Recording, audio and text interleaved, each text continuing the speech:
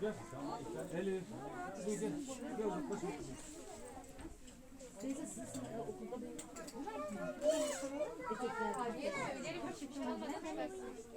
Sadece bu burada tek. Oraya mı gidiyorsun?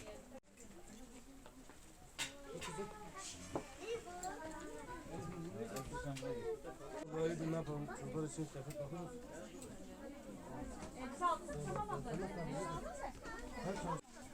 onun diyor da işte o biraz denemedik. Tamam hadi. Sen onları mı aldın?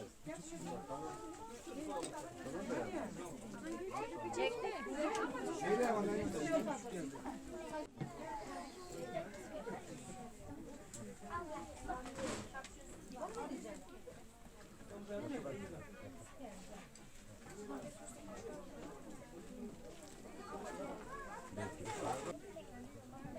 Zeynep başkanına seni şey yaptı.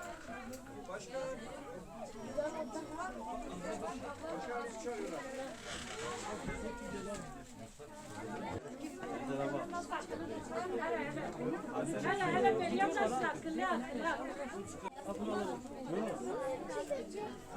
Abi çok sağ olasın. Teşekkür ederim. Hayırlı bayramlar. Annem evde hasta. Tutmam ben. Umut Kervanı olarak Elazığ'da depremzede ve yetim çocukları giydirme programımızı gerçekleştirdik.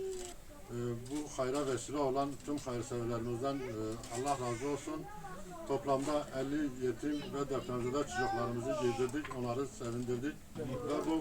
Ve bu hayra vesile olan dernek üye ve gönüllerimize de hayretle teşekkür ediyoruz. Rabbim hepsinden razı olsun inşallah.